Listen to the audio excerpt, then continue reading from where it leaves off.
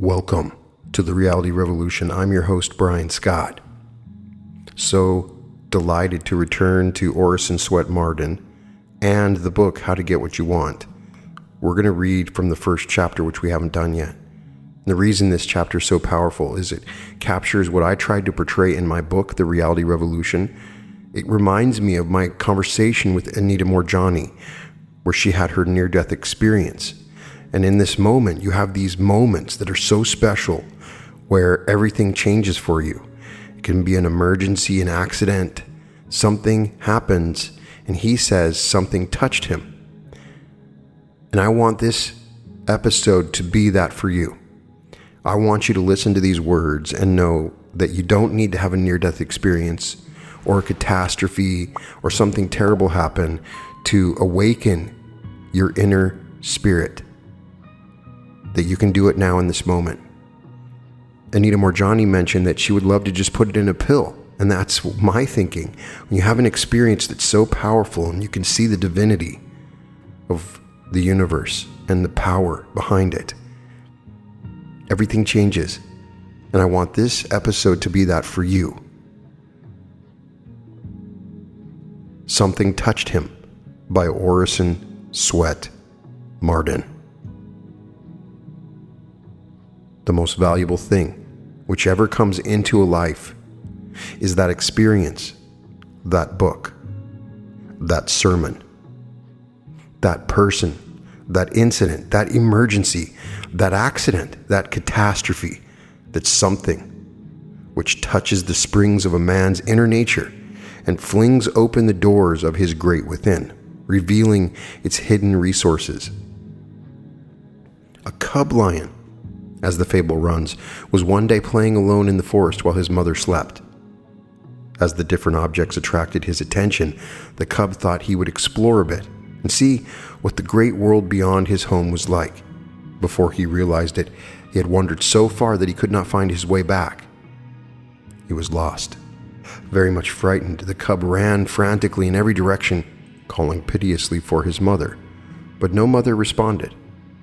Weary with his wanderings, he did not know what to do when a sheep, whose offspring had been taken from her, hearing his pitiful cries, made friends with the lost cub and adopted him. The sheep became very fond of her foundling, which in a short while grew so much larger than herself that at times she was almost afraid of it. Often, too, she would detect a strange, far-off look in its eyes, which she could not understand. The foster mother and her adopted lived very happily together until one day a magnificent lion appeared sharply outlined against the sky on the top of an opposite hill. He shook his tawny mane and uttered a terrific roar which echoed through the hills. The sheep mother stood trembling, paralyzed with fear. But the moment this strange sound reached his ears, the lion cub listened as though spellbound, and a strange feeling which he had never before experienced surged through his being until he was all aquiver. The lion's roar had touched a chord in his nature that had never been touched. It aroused a new force within him which he had never felt before. New desires, a strange new consciousness of power possessed him. A new nature stirred in him, and instinctively, without a thought of what he was doing, he answered the lion's call with a corresponding roar. Trembling with mingled fear, surprise, and bewilderment at the new powers aroused within him, the awakened animal gave his foster mother a pathetic glance, and then with a tremendous leap started toward the lion on the hill. The lost lion had found himself. Up to this he had gamboled around his sheep mother just as though he were a lamb, developing into a sheep, never dreaming he could do anything that his companions could not do, or that he had any more strength than the ordinary sheep. He never imagined that there was within him a power that would strike terror to the beasts of the jungle. He simply thought he was a sheep and would run at the sight of a dog and tremble at the howl of a wolf.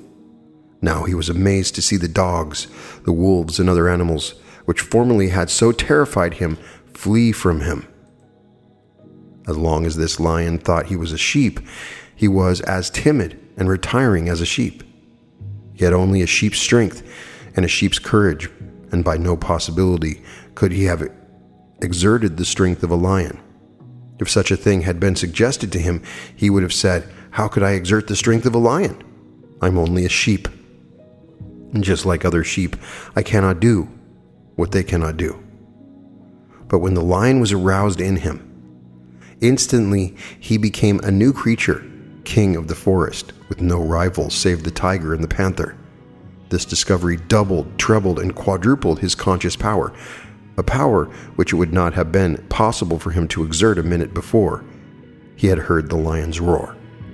But for the roar of the lion on the distant hill, which had aroused the sleeping lion within him, he would have continued living the life of a sheep, and perhaps he would never have known there was a lion in him. The roar of the lion had not added anything to his strength, had not put new power into him. It had merely aroused in him what was already there, simply revealed to him the power he already possessed. Never again, after such a startling discovery, could this young animal be satisfied to live a sheep's life. A lion's life, a lion's liberty, a lion's power, the jungle thereafter for him. There is in every normal human being a sleeping lion. It is just a question of arousing it, just a question of something happening that will awaken us, stir the depths of our being, and arouse the sleeping power within us. Just as the young lion, after it had once discovered that it was a lion, would never again be satisfied to live the life of a sheep, when we discover that we are more than mere clay, when we at last become conscious that we are more than human, that we are gods in the making, we shall never again be satisfied to live the life of common clods of earth. We shall feel a new sense of power welling up within us, a power which we never before dreamed we possessed, and never be quite the same again, never again be content with low-flying ideals, with a cheap success. Ever after we will aspire, we will look up, struggle up, and on to higher and even higher planes. Phillips Brooks used to say that after a man has once discovered that he has been living but a half-life, the other half will haunt him until he releases it, and he never again will be content to live a half-life. When one becomes conscious that the reality of him, the truth of his being is God, that he is indissolubly connected with omnipotent power, he feels the thrill of divine force surging through every atom of his being, and he can never doubt his divinity or his possibilities again. He can never again be timid, weak, hesitating, or fearful. He rests serenely conscious that he is in close touch, in vital union with the infinite. He feels omnipotent power pulsating through his very being. He feels the omnipotent arm sustaining, upholding him, and he knows that his mission on earth is divinely planned and divinely protected. Many a poor child has grown up in the slums believing that he was like all the other children in his neighborhood, that there was no special future for him, nothing distinctive, nothing out of the dead level of his monotonous environment.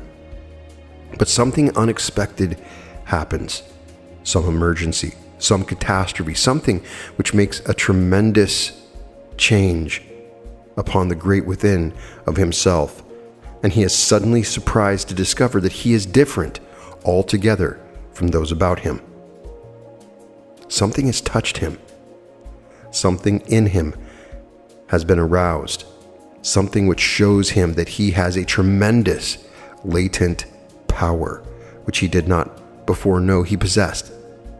And he unhesitatingly answers the call. He goes out into the great world and is never again satisfied with a cheap success, never again satisfied with his old nature or content with his old environment. There are men and women who have won distinction in every field who would not believe that there was such a possibility for them until they had actually proved it. 25 years ago, for instance, you could not have persuaded Charles M. Schwab that he was the man later years have proved him to be. If 25 years ago anyone had given a picture of himself as he is today, had declared that he would be such a man, he would have ridiculed the idea. He would have said, "Such a thing is absurd. I'm not such a man. This is the picture of a giant. I am no giant nor genius. I'm just an ordinary hard-working man." But Mr. Schwab has not even yet fully found himself. He has not discovered all the man that is possible to develop or anything like it. He has only brought out part of the giant in him. Emergency may sometime call out the rest, the bigger giant. There are plenty of young men and young women in our great industrial institutions today who could not be made to believe that perhaps in a single year they will be filling positions of great responsibility and power. And yet the possibility is there. The future great general, the successful executive, is slumbering in soldier, in the ranks, in the clerk today. Many a future superintendent, many a manager is today filling the humble position of office boy, errand boy, or waiter in a restaurant or hotel. Every discovery of new powers, new assets in yourself stimulates you tremendously to new efforts, to new endeavor. We have all seen instances where an ordinary clerk with seemingly ordinary ability has suddenly been promoted, and the stimulus, the tonic of advancement, the new hope of further success that has prodded him has often added 25 or 50% to his ability by uncovering new resources, new and before undreamed of powers. He was not conscious of what was in him until the opportunity came, until the motive uncovered, unlocked, and liberated his before undreamed of resources. In the present world war, thousands of young men who did not think they had much courage, perhaps even believed they would be cowards in battle, have been whirled into the armies by the excitement, the hypnotism, the daring of their associates, and have found that the bigger man in them responded to the call, and that when it came, they did not hesitate bravely to face the enemy's shells, the enemy's guns. Many youths have joined the army who were not thought much of at home, who were called stupid and dull and ne'er-do-wells, blockheads by their parents and teachers. But when they got into the army, they found they had the courage and grit, determination, daring, stick-to-itiveness. The experience of a multitude of men who have realized an infinitely bigger man in themselves than they ever imagined was there ought to teach us that in every human being, no matter how successful he may be, there are still enormous undiscovered possibilities. It is the man you are capable of making, not the man you have become, that is most important to you. You cannot afford to carry this enormous asset to your grave unused. As a businessman, you would not think of having a lot of idle capital in the bank, drawing no interest, uninvested, unused. Do you realize that this is exactly what you are doing with yourself? You have assets within you infinitely more valuable than money, capital. Why do you not use your capital? This is what you would ask a businessman who was pinching along, worried all the time because he thought he could not meet his obligations, pay his notes, when he had a large amount of idle capital in the bank. You would declare the man was foolish. You are more foolish because you have immortal capital lying idle. Why don't you use it? Why do you hitch along in this little one-horse way all your eye on a little capital when you have so much used capital, so much reserve assets? Why use them? Try to bring out that possible man. You know that you never have done it to anything like its possibility as yet. Now, why not plan to bring out this enormous residue, these great unused resources, this locked up ability which has never come out of you? You know it is there. You instinctively feel it. Your intuition, your instinct, your ambition tell you there is a much bigger man or woman in you that you have ever found or used. Why don't you use him or her? Why don't you get at him or her? Why don't you call them out? Why don't you stir them up? Why don't you get the spark to this giant powder within you and explode it? The finding of the larger possibilities of man, The unused part, the undiscovered part, is the function of the new philosophy. It may be covered under all sorts of debris: doubt, lack of self-confidence, timidity, fear, worry, uncertainty, anxiety, hatred, jealousy, revenge, envy, selfishness. These may all be neutralized by right thinking. How often it happens that men who have been down and out, who have been considered nobodies, good-for-nothings, not well balanced, have changed suddenly as though touched by a magic wand, and have quickly become men of power, inspirers, helpers of others. Something happened that quickened their spirit, and from miserable liabilities they have suddenly been converted into valuable assets to their community. John B. Goh was an intemperate nobody. All at once, apparently by accident, he was converted.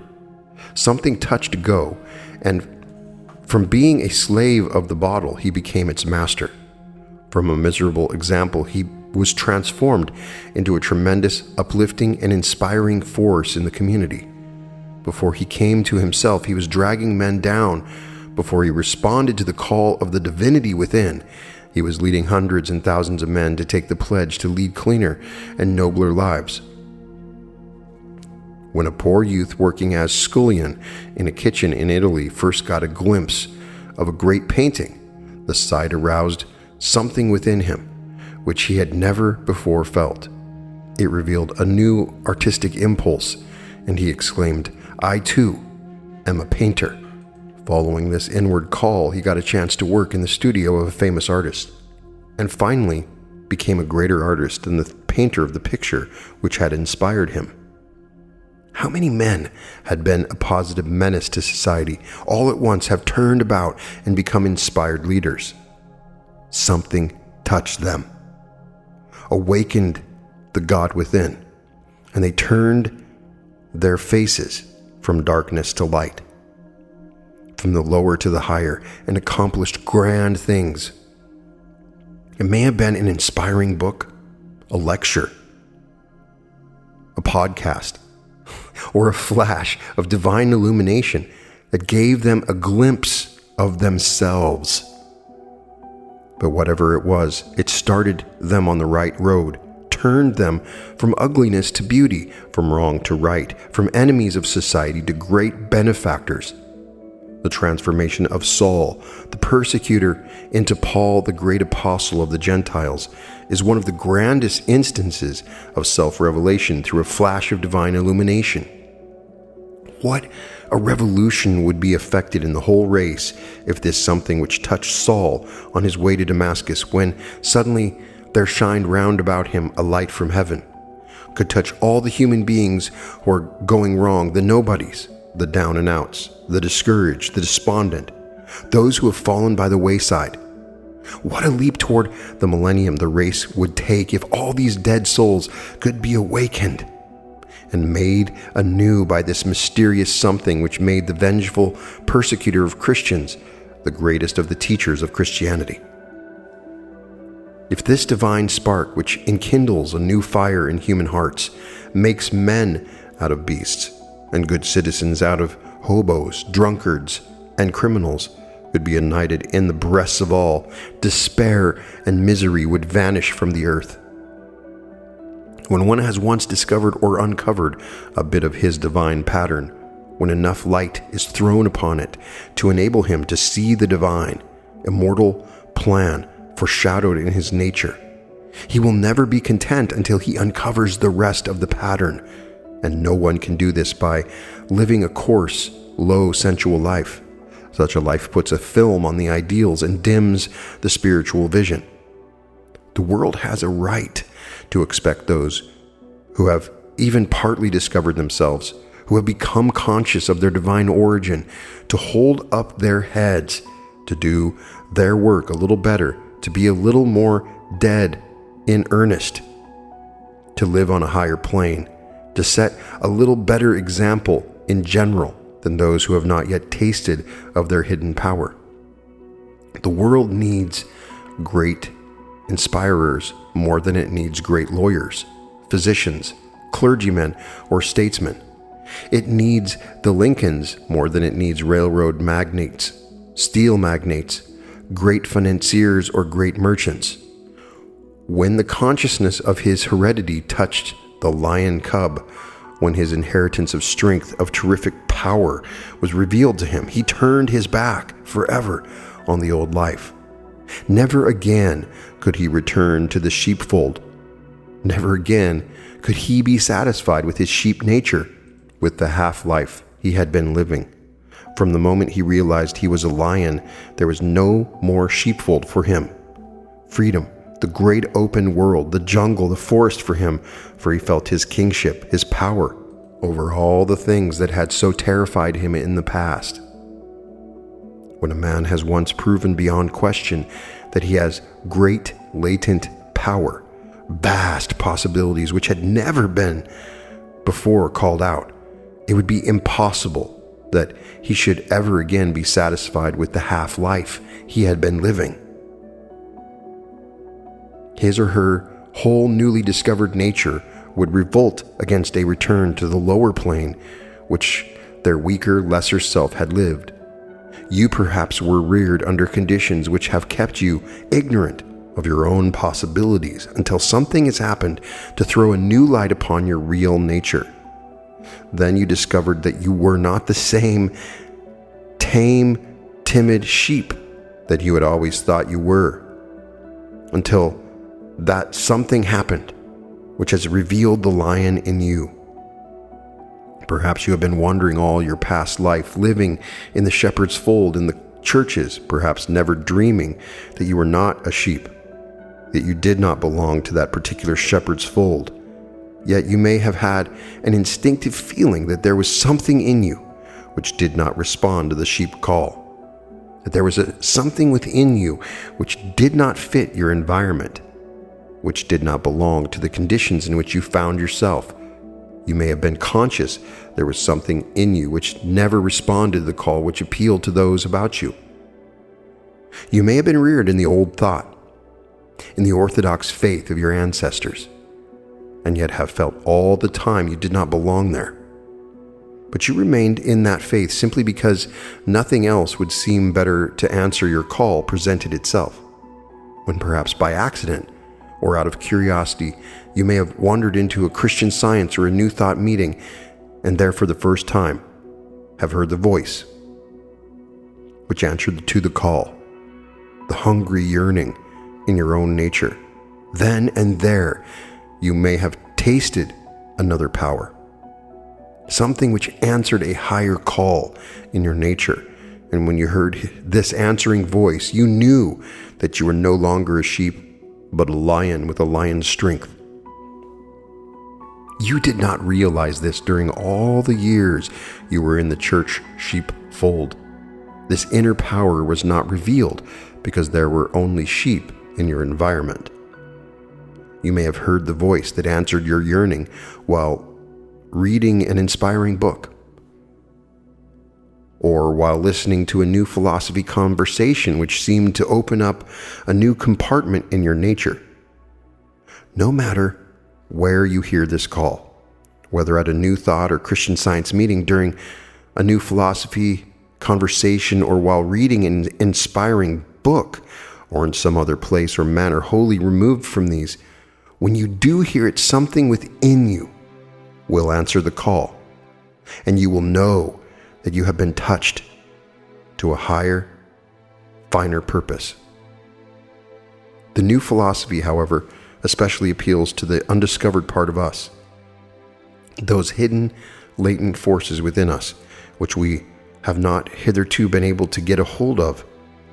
In other words, it appeals to our hitherto unused assets, our plus or surplus life capital. You will find something in people who have embraced it, in people who understand it, which you do not find in others. The new philosophy acts like a leaven in nature, giving a new life, new force, new meaning to the individual. In short, it discovers a new man in the old one. It neutralizes, destroys that which would degrade him, those things which were working against his welfare, and it develops new forces, unlocks new resources which enlarge the man. During the past 100 years, not a single new quality or new principle has been added to the laws of chemistry. Not an iota of change has been made in the laws of physics. And yet what miracles of discovery, of invention, the great scientists and inventors have called out of these very same qualities and laws during the last 100 years. Sir Isaac Newton had the same identical material, the same identical laws of chemistry, physics, which Edison is using today. But Edison has called out hundreds of inventions to Newton's one discovery. Human nature, like natural law, is the same today as it was centuries ago. But what a marvelous development of man's power we are witnessing today. How amazing has been the advancement of human ability. What marvelous strides in intelligence, in efficiency, and in the development of their natural resources humans have made. We marvel at all this, but the new philosophy is disclosing to humanity a new and more potent law back of the flesh, but not of it, an intelligence back of the crystal, back of the atom, back of the electron, which directs, molds, fashions, conditions the future of every particle of matter in the universe. Previously, this was ascribed to an unknown law. 100 years ago, people did not know that when a crystal was dissolved, it would always assume the exact form of the same kind of crystal when its particles were free to rearrange themselves. We did not know then that the ambition which appears in man is really an aggregate of the ambition in the separate electrons. We did not then know that the ambition which appears in man is really an aggregate of the ambition in the separate electrons. We did not then know what a man's history was largely determined in the electrons themselves. But science is now beginning to recognize that the great cosmic intelligence is back of everything in the universe, of every expression of nature, of every step in humanity's upward journey through the ages. The new philosophy especially appeals to that unknown part of us which is still waiting to be discovered, that part which is still locked up tight in the great within of us. It plays the part of a Columbus and discovers vast territory within us of which we had been unconscious. An honest dissatisfaction with our achievement means we have more resources inside, that until we find at least a measure of satisfaction, there is still more to discover. We have an instinctive feeling that there is something sublimely beautiful in life we have never yet found, because we have never yet been satisfied. We have an intuition that this something will satisfy our inmost yearnings, that it will quench the soul's thirst, satisfy the soul's hunger. The Orthodox churches undertook to find this satisfying something, and while they have done much, yet many church members still feel that there is still a tremendous unfilled vacuum in their hearts, unsatisfied longings and yearnings in their souls. After centuries of hunting for the divine balm of Gilead, the elixir which would heal the soul's hurts, the great majority of churches are being less and less frequented. Pastors are finding it more and more difficult to induce people to attend their church services because they are not fed. They do not get that satisfaction which they instinctively feel belongs to the children of the King of Kings.